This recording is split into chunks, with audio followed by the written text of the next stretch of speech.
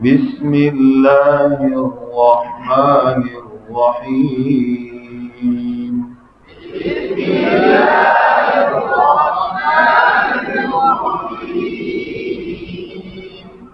نورانی قاعدہ تختی نمبر 4 حرکات. حرکات کا مطلب کیا ہے؟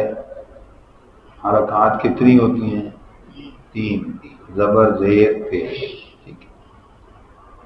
اور حرکت جب پڑھتے ہیں تو اس میں حرکات و ترتیب ممکنہ غلطیاں، حرکات کو زیادہ کھینچ دینا، جیسے لمبا کر دیا، غلط ہے. تو حرکت کو کھینچ دینا یہ کیا ہے بھائی؟ غلط ہے. اس غلطی کا کیا نام ہے؟ ہم تو غلطی جب نکالتے ہیں، نارمل نکالی جاتی ہے معاشرے میں، تو کیا کہتے ہیں؟ تھوڑا سا لمبا کر دیا. کیا کہتے ہیں؟ تھوڑا سا لمبا کر دیا. تو غلطی کون سی ہو رہی ہے؟ لحن جلی ہو رہی ہے. کون سی؟ کیسے؟ حرکت کو کھینچنے سے حرف پیدا ہوتا ہے. نوٹ کر لیں کیا بات ہے اس کی.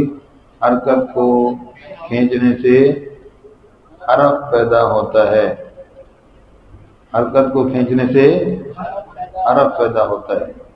اور کیا ہے بھائی؟ وہ لحن جلی ہے. کیا ہے بھائی؟ جی. نمبر 2. اچھا مثال دو. جی آپ لیں آپ لیں. اچھا چلو تیری مرضی. اچھا جی، مثال کے طور پر وَلَقَدْ نَصَرَكُمُ اللَّهُ، اس کو پڑھ دے وَلَقَدْ نَصَرَكُمُ اللَّهُ. اور آپ کو تھوڑا سا زبر کو لمبا کیا تو کیا ہو گیا؟ واحد کا صیغہ کیا بن گیا؟ تسنیہ بن گیا. نَصَرَكُمُ اللَّهُ سے ایک کا لفظ، نَصَرَكُمُ اللَّهُ دو نے، دوسری معنی بن گیا. سمجھ آئی بات؟ دوسری غلطی جب راہ کے لمبا کرنے کی تھی حرکت کی، اب جب کہا بھائی مختصر کرو، جھٹکا لگا دیا. جھٹکا لگانا بھی کیا ہے؟ غلط. کون سی غلطی ہے؟ لحن جلی. کیوں؟ جھٹکا لگانے سے حمزہ ساکن پیدا ہو جاتا ہے. جیسے را زبر را، با زبر با، تو جھٹکا لگانا بھی غلط ہے. نمبر 3 مجہول پڑھنا. با زبر با، با زیر بے، با پیش بو، تو یہ مجہول پڑھنا بھی کیا ہے؟ غلط. تو قاعدے تجوید کے ضابطے کے مطابق تو لحن خفی ہوگی، لیکن بعض حضرات سادہ فرماتے ہیں کہ کلام عرب میں مجہول نہیں ہے. قرآن میں مجہول زیر اور پیش کلام عرب میں کیا ہے؟ معروف پڑھے جاتے ہیں. اگر مجہول پڑھتا ہے تو وہ غیر عربی ہو گیا، غیر قرآن ہو جائے گا. اس لیے کہتے ہیں لحن جلی ہے. بچے بھی تو خواص کے لیے تو اس کا بھی اہتمام کریں، اس سے بھی بچنے کی بھرپور کوشش فرمائیں. اچھا جی، اب چلتے ہیں جی. شروع میں لکھا ہوا ہے جی حمزہ، اس کو نارمل کئی الف بھی پڑھتے ہیں. باہر ممالک میں ہے جی، نیوزی لینڈ، انہوں نے اس طرح کوئی ریکارڈنگ بھیجی تو وہ الف پڑھ رہے ہیں، استاد پڑھا رہے ہیں الف پڑھا رہے ہیں. ٹھیک، کوئی بات نہیں، ایسا ہو جاتا ہے.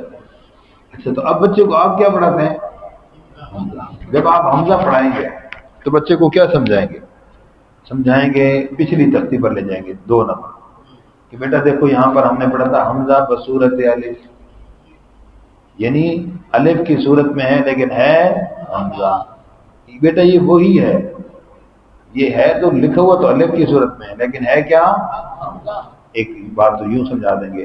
دوسری بات کہ بیٹا جب اس الف پر زبر زیر پیش یا جزم آ جائے تو اس کا نام حمزہ بن جاتا ہے. اس کا نام سمجھ آ گئی بات جی؟ شاباش. اب اس کو پڑھنے لگے ہیں تو ہجا کرتے وقت حرف کا نام پورا لینا ہے. ہجا کرتے وقت حرف کا نام پورا لینا ہے. اگلی بات جہاں آتی میں پھر عرض کرتا ہوں. حمزہ زبر آ، حمزہ زیر ای، حمزہ پیش او، آ ای او، آ ای او. ٹھیک ہے، ایک مرتبہ علیحدہ ایک مرتبہ اکٹھا. ہا ہی ہو. اب عین پر توجہ. ہجا کرتے وقت حرف کا نام پورا لینا. یہ بات نوٹ کر لیں. اب غلطی کیا ہوتی ہے؟ ایند بنا نہیں، حرف کا نام بول. عین زبر ع، عین زیر عی، عین پیش عو، عی عو، عی عو. زیر اور پیش کو معروف پڑھنے پر توجہ دینی خاص، یہ مجہول ہو جاتی ہے. اور زیر اور پیش کے بارے میں ایک ضابطہ نوٹ فرما لیں. زیر اور پیش کلام عرب میں اور قرآن میں ہمیشہ معروف اور باریک پڑھے جاتے ہیں. زیر اور پیش قرآن پاک میں ہمیشہ معروف اور باریک پڑھے جاتے ہیں. سمجھ گئے جی؟ اس لیے جب زیر اور پیش موٹے حرف پر ہوتی ہے نا تو وہ موٹے حرف بھی اتنا موٹا نہیں پڑ جاتا، بلکہ اس میں بھی کیا آ جاتی ہے؟ باریکی آ جاتی ہے. سمجھ بات؟ شاباش جی. سمجھ آ گیا؟ حاحیحو، غاضیحو، خاطیحو. جی اب خاف موٹا ہے، زیر اور پیش میں موٹے حروف پر کیا غلطی ہوتی ہے؟ توجہ دلا رہا ہوں، نوٹ فرما لیں. موٹا حرف زیر اور پیش کی صورت میں باریک ہو کر تبدیل ہو جاتا ہے، جو کہ لحن جلی ہے. کیا ہے بھائی؟ قاف زیر کی، قاف پیش کو، چھوٹی کاف بن گئی. تو اس کا خاص خیال فرمانا ہے جی. قاف زبر قا، قاف زیر قی، قاف پیش کو. جی موٹا حرف زبر اور زیر کی صورت میں ہونٹ گول نہیں کرنے. موٹے حرف کو پڑھتے ہوگا زبر اور زیر کی صورت میں ہونٹ گول. اب پڑھتے ہیں قاف زیر کوئی، غلط ہو گیا. قاف قی قو، قاقی قو. سمجھ آ گئی بات؟ کاکی کو، کاکی جانتے ہیں نا؟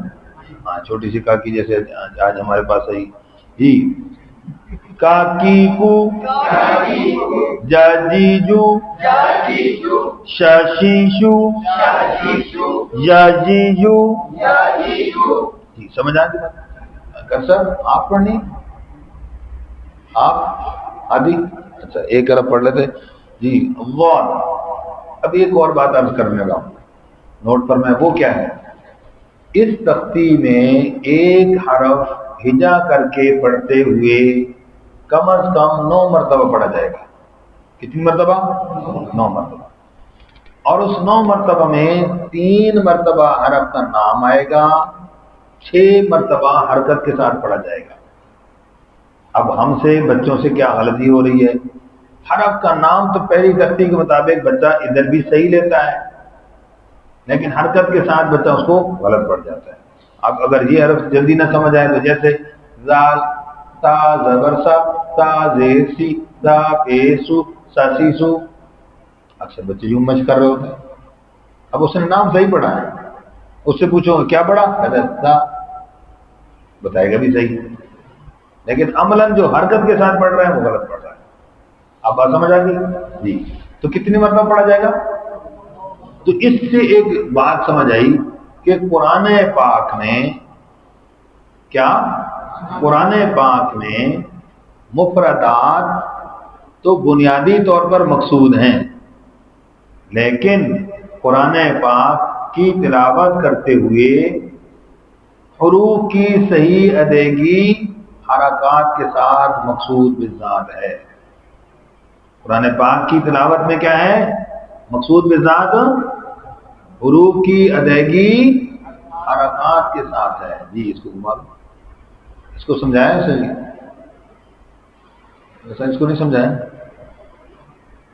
گھمانا نہیں سمجھایا، بیٹھے ہوئے بول رہے ہیں جی. کیا مقصود ہے بھائی؟ حروف کی ادائیگی. بولتے نہیں بھائی،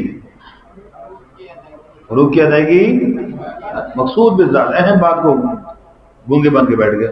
توجہ تو کرو یار.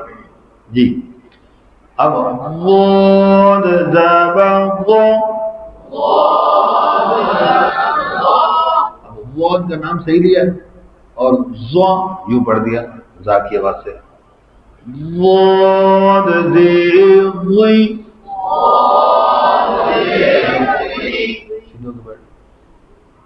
ضاد بیض ضا